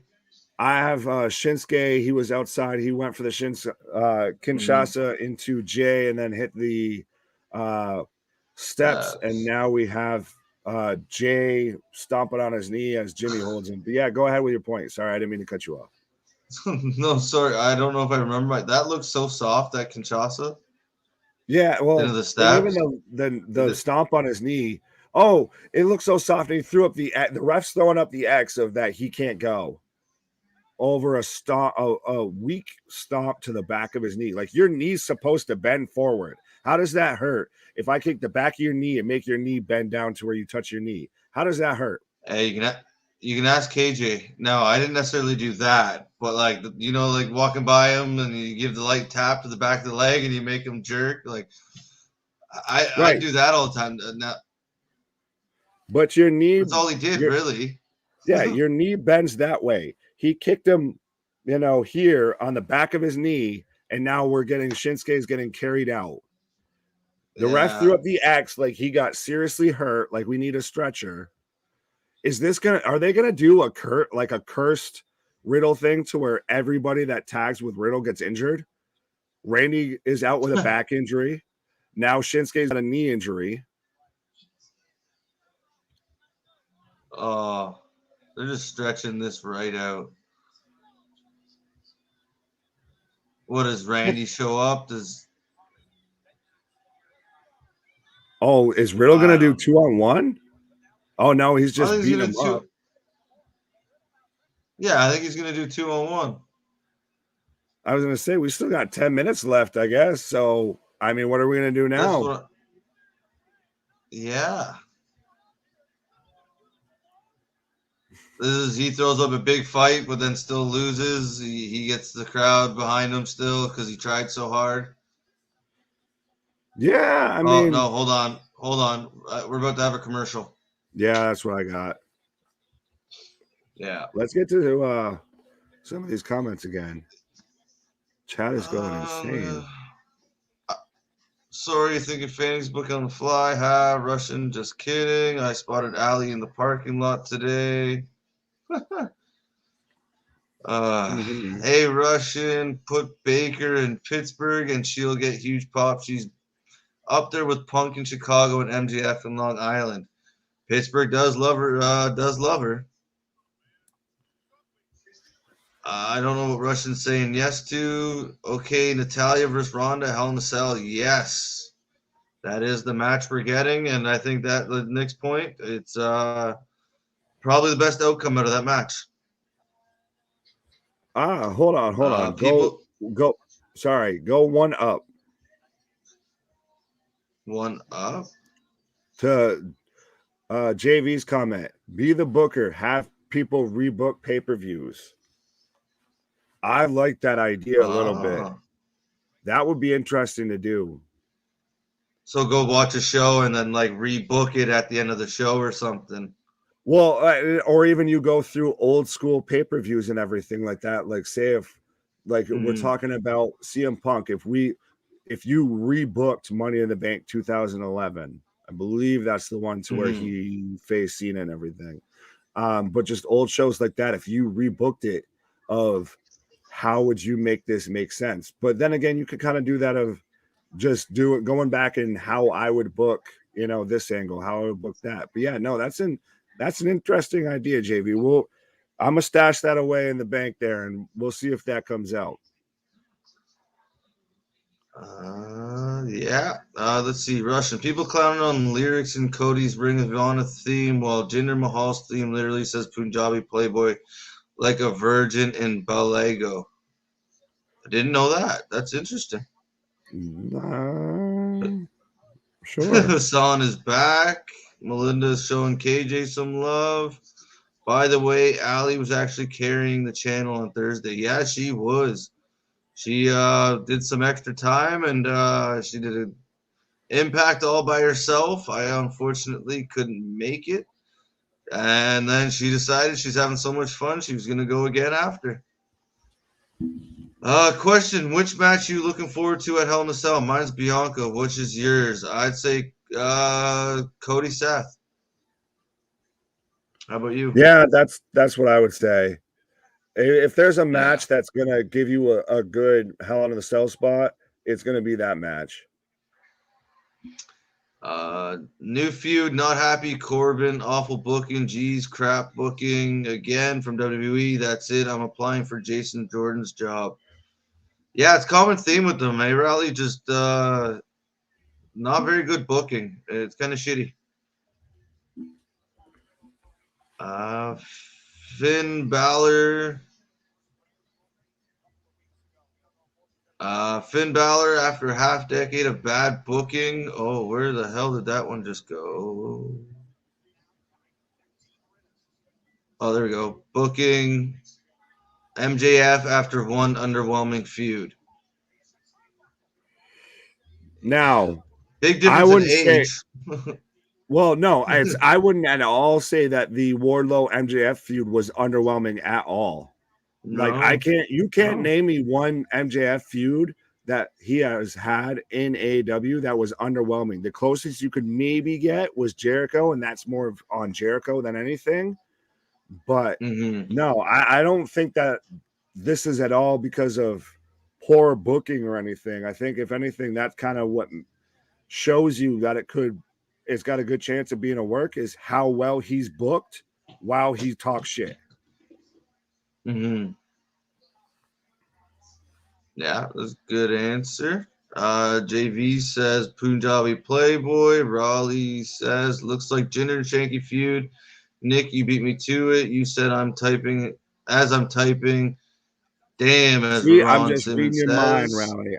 I'm in your mind. Let me tell you something. If CM Punk announces his retirement because he can't go anymore, it's a slap in the face. That was kind of my first thought of Adam Page, and just goes to show his run was an absolute flop. It's just kind of shitty to take it off him for Punk to retire, and then does he get it back? Do they throw him in a tournament? How does that go? Like, I would have but maybe they didn't know. Maybe it's that Edge story where they just didn't know. Yeah, that's just what I was about to say is maybe this is all just spur of the moment. Like that wasn't planned until literally I heard KJ telling us about it of Punk being out there and everything. That's not normally something that's you don't do that unless that's we're just deciding this right now. Good night, Ronnie. Saying good night to us. Have a good night. Thank you for being here. People really sleeping on the fact that Tanahashi's awesome. Big fan of his. Ronnie will be on NXT tomorrow. Well, we will be here. So come hang out, have a chat, watch some wrestling. Hopefully it's good. We will be. Hi. No, Oh. Hi, Kitty. Good timing. Right. But no. You heard you say hi. So, because I know you're a New Japan fan like I am, Chris, and everything. Do you think that Tanahashi is the best fit for a match with Punk if that still happens? Or would you have rather seen Kenta, who also does, or Kota, no, not Kota Bushi. Shit, I can't remember his NXT name, but Kenta, who also does the go to sleep and everything, who did it before. Well, he was in NXT too. Tommy. Yes.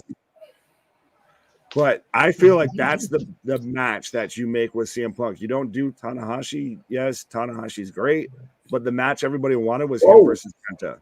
Yes. I think we've been on here, me and KJ, and talked about this before, where I thought it had to be Kenta at this point. And I think Kenta's even come out and at one point made reference to fighting Punk. And I get it, champion versus – I don't know if Tanahashi's champ. No, he's not right now. So no. I don't know, just big guy versus champion. So yeah, I don't know. Maybe they thought Kenta's not big enough, where Tanahashi is one of the big guys over there. Yeah, that's a very valid point. You know, Tanahashi's known as the ace of New Japan. You know, Kenta's kind of just been floating around with Bullet Club. So, what the fuck? Oh, okay. So it was. I was about to say, did you guys see the lights getting played with? Yeah. Before the match ended, and I'm sitting here going, are they trying to cut them early? What's happening? And then they show. No, I thought it was Roman coming out. Oh no! Look, it worked. Right. That was Sammy. See that's not bad. I don't mind that. Right. Your face loses, but it's because of some kind of shitty, like, getting screwed. Sammy is insane. Kind of. Holy shit. Look it's how you keep it going. Nice tag, but he's not even holding the rope. You can't tag from the stairs. Jim Cornette's screaming right now. Fuck's sake, this isn't tag team wrestling. All right, bud. God damn. God damn. Well, god damn it. I ain't got nowhere. I ain't going nowhere. Nice. Stay here. Okay, we put Ricochet versus Gunther next week. Yeah. Goodbye, Ricochet. Look at Sammy. Sammy versus Riddle? And I could see that next week.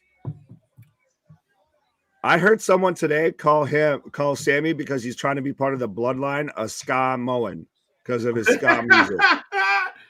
Oh, look, bro. They're bunching. Yes, it's not a knock on him. It's a poor shame for Ricochet. Oh, wait. Before anyone says anything, folks, I know there's a lot of questions and comments here. We are jumping over to CM Punk's announcement. We're getting there now. Tune in. We're going to hit the intro, and we're going to be live again. Don't miss out. Thank you for being here. Guys, one last comment on SmackDown before we run. All I got is join us on Rampage because it's about to get nuts. It's going to get crazy.